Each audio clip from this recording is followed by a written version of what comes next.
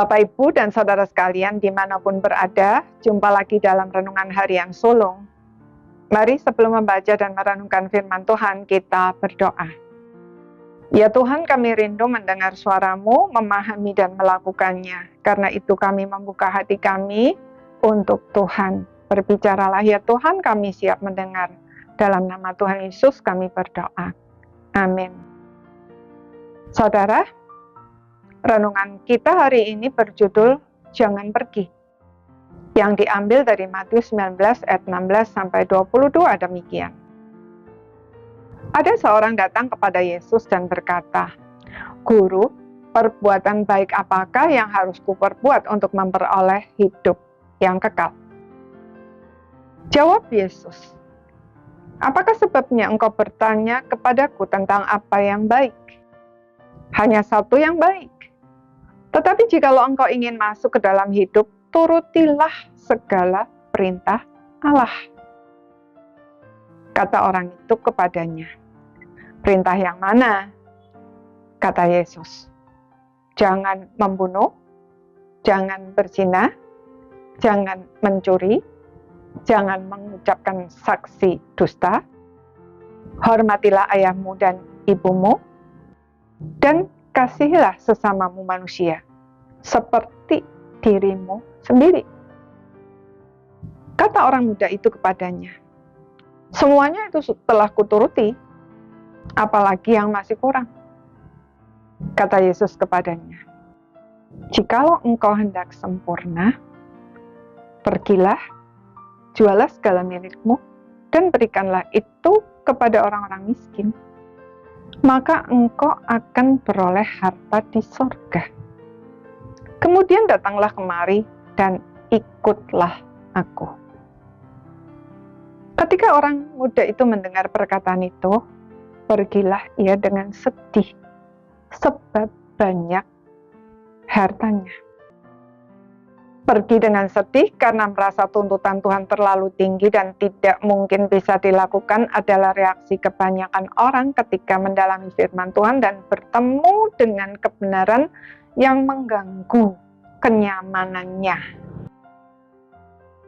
Itulah juga yang dilakukan seorang pemuda kaya yang datang kepada Tuhan Yesus untuk mencari hidup yang kekal.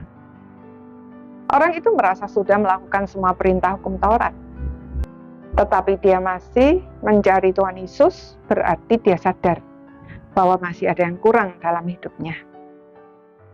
Sayang sekali ketika mendengar jawaban Tuhan Yesus agar ia menjual semua miliknya, membagikannya kepada orang miskin, dan kembali untuk mengikut Tuhan Yesus, dia pergi dengan sedih.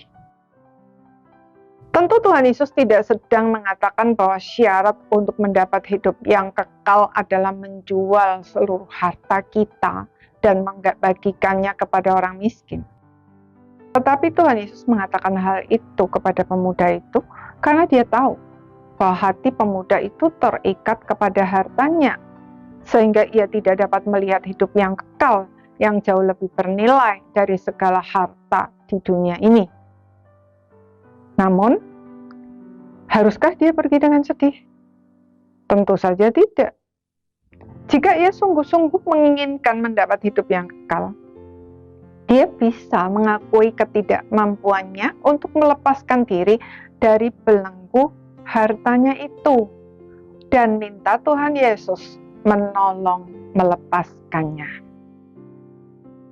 Pasti Tuhan akan menolong, sebab dia sudah menanggung semua dosa dan kelemahan kita di atas kayu salibnya. Masalahnya adalah, apakah kita sungguh-sungguh menginginkan hidup yang kekal? Seberapa besar kerinduan kita? Betapa sering kita berkata bahwa kita tidak mampu, padahal sebenarnya kita tidak mau keluar dari zona nyaman yang sudah biasa kita nikmati selama berpuluh tahun. Kita tidak sadar bahwa semua itu tidak ada artinya dibandingkan dengan hidup yang kekal yang disediakan Tuhan bagi setiap orang yang mau melepaskan penghalang apapun dan menyerahkan diri secara total kepada Tuhan Yesus. Karena itu, jika saat ini Tuhan meminta kita untuk melepaskan sesuatu yang kita kasihi, dan kita merasa tidak mampu melakukannya, jangan pergi dengan sedih. Lihatlah, Tuhan itu sudah siap menolong kita. Tetapi Dia menunggu kita datang kepadanya dengan segala kerapuhan kita. Jadi, tunggu apa lagi? Segeralah datang kepadanya. Akui apapun itu dengan jujur dan tulus. Mohon Tuhan menolong. Pasti Tuhan akan menolong kita. Mari kita berdoa. Ya Tuhan, ampuni kami kalau kami seringkali menggenggam dengan erat apa yang sudah kami nikmati selama berpuluh tahun. Kami tidak sadar bahwa itu tidak ada artinya jika dibandingkan dengan kemuliaan kekal yang Tuhan sediakan bagi kami. Karena itu Tuhan, kami mau datang kepadamu. Kami mau serahkan semua yang tidak mampu. Kami lepaskan agar Tuhan menolong kami. Dan kami boleh menyerahkan hidup kami kepadamu. Dan boleh mengalami semua yang Tuhan sudah sediakan bagi kami. Sehingga hidup kami bukan hanya bisa kami nikmati, melainkan juga kami bisa berdampak bagi orang lain. Dalam nama Tuhan Yesus kami berdoa. Amin. Selamat beraktivitas. Tuhan memberkati.